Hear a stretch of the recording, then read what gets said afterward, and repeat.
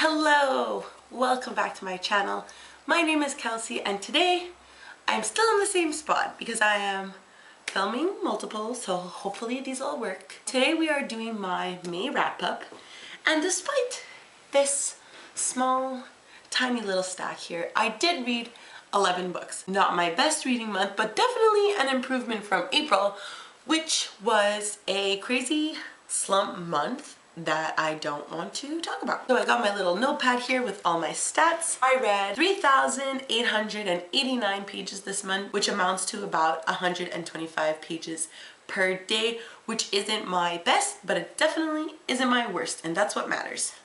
In terms of star ratings, I have 1 2-star book, 3 3-star books, 6 4-star books, and 1 measly 5-star book. But that book is not measly, just the fact that I had a 1 5-star. The month, in terms of ratings, I definitely went up, which is probably what motivated me to read more books. And also I read quite a number of graphic novels this month, which I think also helped not only motivate me to read, but made me feel like I was accomplishing things. Anyways, you guys know. So the first book I finished in the month of May was The Song of Achilles by Madeline Miller. It follows an awkward, exiled young prince named Patroclus and his relationship, love affair with Achilles, and it all surrounds the Trojan War and what happens to Achilles and Patroclus. I fucking loved this book. It was honestly one of the best retellings and best stories in general that I've ever seen. I loved both these characters for like extremely different reasons. Patroclus was such a precious cinnamon roll who wanted to do anything for Achilles, and Achilles is definitely an arrogant prince who is blinded by his ego, but I think that they really worked well together because they definitely would 100% die for each other, and I love that angst. That being said though, I did have a lot of problems with the middle portion of the novel. I feel like Miller was just going through the motions of the war and like reiterating things that people who are fascinated with the Trojan War would know, so she wouldn't leave anything out. But I think that deterred from what the story was really about, which was the relationship between the two main characters. But then we hit those last 60 pages and your girl was gonna cry at work. I was tearing up. I think Miller did a fantastic job with the ending that made me welcome death with open arms. The next 2 books I'm gonna talk one after the other because they're in the same series. I didn't read them one after another in the month because these were a disappointment. I am talking about Days of Blood and Starlight and Dreams of Gods and Monsters by Laini Taylor. I was so looking forward to this series. I bought all 3 books. I thought I was gonna fucking adore this, and I didn't. I gave this one a 3-star, which is a downgrade from the 3.5 that I gave the first book, Daughter of Smoke and Bone. And then I gave Dreams of God and Monsters 2.5 stars. I cannot even believe I gave this book 2.5 stars. So for what these books are about, basically the first book follows a girl named Carew who goes on errands for this chimera named Brimstone, and with these errands she is able to transcend through both our world and this other world that is run by the chimera, and eventually she meets an angel and life for her is forever changed. But is it really? Because all kinds of things are just thrown in there for no reason, but we'll get into it. I think my main issue with these novels is definitely the pacing. It was a problem in the first book, but fuck was it a problem in these 2 books. I was freaking out. First of all, unnecessarily long. I'm just gonna throw that out there. This doesn't need to be 500 pages. This doesn't need to be 700 pages. Like, too much. Laini Taylor does a really good job at making characters that I somewhat give a shit about, which is why I read 3 books with a plot that I didn't fucking care about. But I did, like, she somehow pulls me in, so I'll give her that. She pulls me in with these characters that I don't care about, but for some reason, while I'm reading it, I somehow really care. But her main issue is the constant repeating of plot points. things in these books happen over and over and over and over and over again. And it's like, I already know what's gonna happen because you did it 7 times. She does a fantastic job with her beginning portion and a fantastic job with her ending portion, which is what makes you open and want to continue the series over and over and over again. But the middle part is such a slug to get through. This book, what really did it for me was that she introduced characters and introduced plot points with these characters that I didn't care about. We had 2 other books with multiple other characters. Why would you throw in this other character that we're not grown to like? I find, like, again, just to reiterate with the pacing, there were a lot of things that were just like glossed over. Like, maybe I missed stuff because I did find myself skimming things, but I just feel like important plot points that should have made sense, I wouldn't have missed. Like, I wasn't skipping pages. I was reading. I don't know. I just feel like important things that should have been explained, like how the angels just like left. Like, there were just things that deserved explaining that I feel like didn't get enough explaining, which is why they didn't register to me. Like, it just wasn't satisfying enough for me. So while there were parts that I enjoyed in these novels, there was so much in these novels that was left unexplained or otherwise unnecessary that I just felt extremely dissatisfied and disappointed with this series. So I'm really, really sad, but happy that I read one of the pivotal book series on book 2. The next book that I had read in the month of May was Unstoppable by Bill Nye. I gave this book 4 stars, and I think it would be incredibly difficult to find someone who wouldn't enjoy this novel, especially on audiobook because it's narrated by Bill Nye himself. What I really appreciate about Bill Nye is that he's so incredibly enthusiastic about science, about climate change and climate control, and his incredible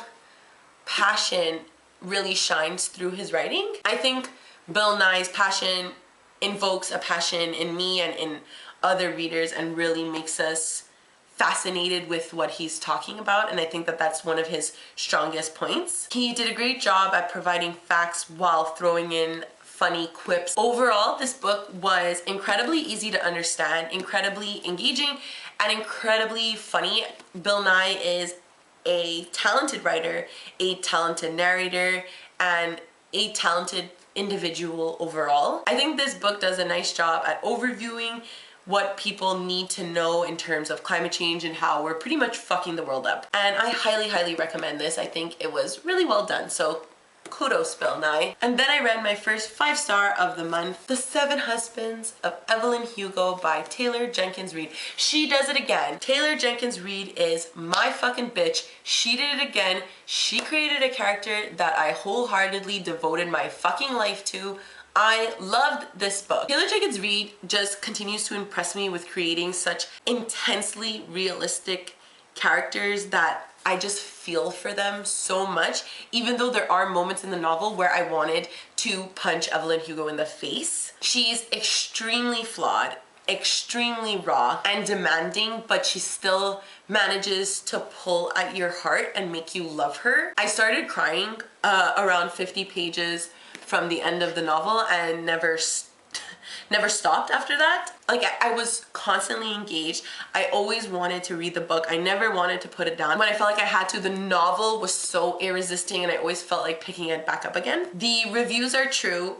You will find yourself Googling Evelyn Hugo. You will find yourself Googling everyone she surrounds herself with because Reid does such a fantastic job at creating such a lifelike story. I really, really loved this novel. It is among my favorites now, and I encourage everybody to pick this up because I think this book was so fucking good. Then I picked up Dragon Pearl by Yoon Ha Lee. This was the May pick for the Dragons and Tea Book Club, hosted by Melanie from Mel to the Annie and Amy from A Court of Crowns and Quills. This book was interesting to say the least.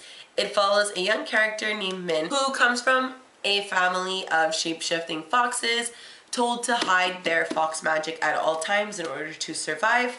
Min's brother Jinju goes missing in search for the Dragon Pearl, and Min goes on an adventure to find out where he went. I really wanted to enjoy this novel. I loved the mystical aspects of the plot. I think the exploration of Korean gumiho folklore was extremely interesting. I had no problem with Yoon Ha-lee's writing at all, even though Min had kind of a voice that was pretty juvenile for the age that she was. I understand that this was written for a middle grade audience. But what I didn't enjoy about this novel is somewhat tied to the writing. The Yoon Ha-lee consistently told what was happening and never showed. And I think that that did a disservice to what this novel could have brought to the table for middle grade readers. I also found Min's motivations to be extremely questionable at certain points, and the use of fox magic in the novel was kind of used as convenience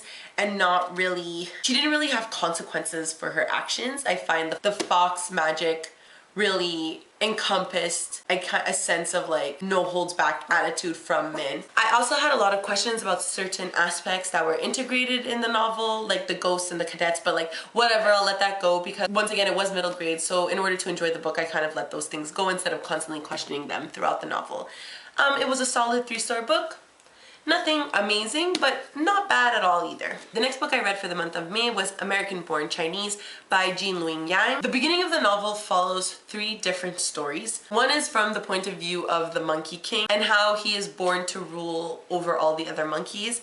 The next story follows a young white boy named Danny, whose cousin comes to his high school and is this epitome of Chinese stereotypes, and Danny is really embarrassed to have him follow him around school. And then the third story is about a boy named Jing Wang whose family is new in the neighborhood and everybody picks on him and he kind of wants to feel white instead of Chinese. I love this graphic novel so much. It's crazy to me how Yang was able to blend seemingly different narratives that I thought had nothing to do with each other into one story at the end. I think the novel's strongest point is its message, self-acceptance, and the discussion surrounding being Asian American and how that affects the youth in America, which definitely reflected in the multiple story tie-ins. I thought Yang did a fantastic job with that. I compliment him in his talent of creating such a perfect story that really went places and in different directions of the Asian American experience. He discusses like white privilege, stereotyping, race relations, stuff like that that were among the many things he chose to discuss within his graphic novel. I really enjoyed the artwork of the novel. I read a lot of reviews where people were kind of knocking on the artwork, but I think Yang did a really fantastic job creating 3 separate artworks for 3 separate stories where, much like the plots, they were similar enough that you kind of pinpointed things that were in relation to one another, much like the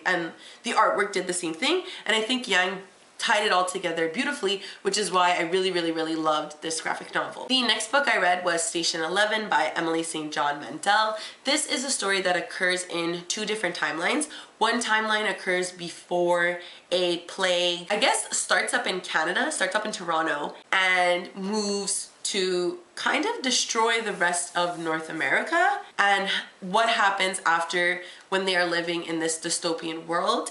It follows a troupe of Shakespeare actors who go town to town within North America and put on Shakespeare plays to kind of capture the spirit of what art is and keep that going. The plot of this novel was so intricate that it makes it really hard to create a kind of coherent review for the novel, but I think I need to salute Mandel in her writing. She made me want to be in this post-apocalyptic world for the way that she described it. Something that I absolutely adore in novels is when each and every character is somehow related to one another. Every character's intentions are revealed as the story progressed through the multiple POVs, and it just goes to demonstrate how time and moments affect each character over their lifespan. I love how the characters were able to find beautiful moments in such hardships. Those kind of relationships between characters really struck a chord with me. I really appreciated how well Mandel did in shaping these characters that made me care about their relationships in such a brief amount of pages, and also how the characters were able to find peace in such a disturbing and troubling time for them. However, I do have one gripe with the novel. It was definitely very slow at certain times, but often those slower times would turn into beautiful glimpses into their lives. So in the end, I really appreciated those slower moments, but in the moment, I was kind of trudging along them just to get the plot advancing. And then you soon realize that the plot doesn't need to advance as quickly because the story is really focusing on relationships between characters and not about this post-apocalyptic world that they live in. I highly recommend this novel, and not just to people who like sci-fi or dystopian fiction, but to readers of all ages, because I think you would really appreciate the main plot point of trying to keep art alive. I thought it was really beautiful. Hello. So for some reason, the footage for the introduction to this next book was lost. So I just wanted to let you know that I'm talking about This One Summer by Mariko Tamaki. Okay, bye. This story follows a young girl named Rose who every summer goes with her mom and dad to the lake house. Every summer, Rose really loves her time spent there, but this summer things are a bit different. Her parents are fighting. Rose feels distant from them and from her life, and she's trying to grow and understand what it means to be a teenager with her own set of new problems. So this was a really quick but engaging read. It really touched on a lot of themes, like simple nostalgic moments of summer, the trials and tribulations of growing up, and tough ones like miscarriages and slut shaming and the fear of fighting parents. I really loved the art throughout the novel, and I thought that the art style really went with what the novel was trying to convey. I really identified with the main character, Rose. I really identified with what she was going through. I thought she was an extremely realistic character for someone who had parents fighting and found herself lashing out at people because of that and trying to develop a personality by emanating what I saw other people doing. I really enjoyed Rose's struggle that summer, or the summer that is captured in this book. And I think my one problem with the novel was that I read it so quickly. Like, it just felt like such a fleeting storyline. But I would credit it that that's what made the story feel more real. Much like a summer in our teen years, or even a summer now, it is so fleeting, and what feels so vivid in the moment is something that we remember with such a nostalgic lens over it. I think it was a nice read, but I think it was a hard read, and I highly recommend it. I think this book has something for everyone within it, and whether you don't identify with Rose, I find you might be able to identify with the multitude of characters that are in this graphic novel. Then I read one of my elementary school favorites, Stargirl by Jerry Spinelli. This is a wonderfully short book about a young boy named Leo Brolick who, in his school of everyone acting the same, a young girl named Stargirl tornadoes her way in, turns everybody upside down, and demonstrates the beauty in being unique. So I read this book when I was younger. I barely remembered it before I jumped back into the book. I listened to it on audio and I adored it so much. It was short and it was cute and it really made me feel things. And it was interesting because I fucking hated every character in this book except Stargirl, obviously, but I think that I hated them so much because I related to them so much. I think that we have all been Stargirl, and I think that we have all been Leo. The feeling of wanting to fit in while still admiring someone who exudes such confidence in being themselves is a message that still resonates with people even as adults. I don't think this is just a message for middle schoolers. I think Spinelli wrote a lot of beautiful moments in the book, and I just want to go back and highlight all his beautiful lines because I think that he does such a great job at painting a beautiful story. My one complaint for the novel, however, is that I feel like the ending was very lackluster and boring. I won't go into it because this book is only like 180 pages, but I don't think that this is the ending that Stargirl deserved. And I think that were he have written it in a more lavish way, I think it would have done justice to the character. Okay, listen, it happened again. I don't know why. Sorry. The next book is Wires and Nerve. It was written by Marissa Meyer. It's the companion to the Lunar Chronicles, but in graphic novel form. Okay.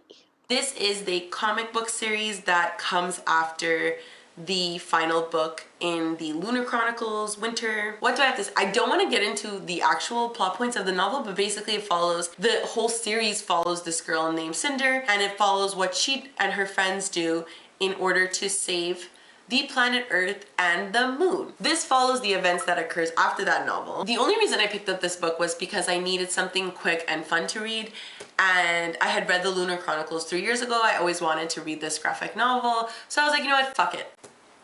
I'm gonna read it. It was extremely nice and comforting to be back in a world that I completely understand, that I was completely engrossed by. I think the story was definitely lacking in an engaging plot, unfortunately. The first 100 or so pages, like nothing really exciting happened. And then when things did pick up, it wasn't a plot point that we had never seen before. Like, I could get into spoilers, but trust me, it's definitely a plot point that we saw in the books.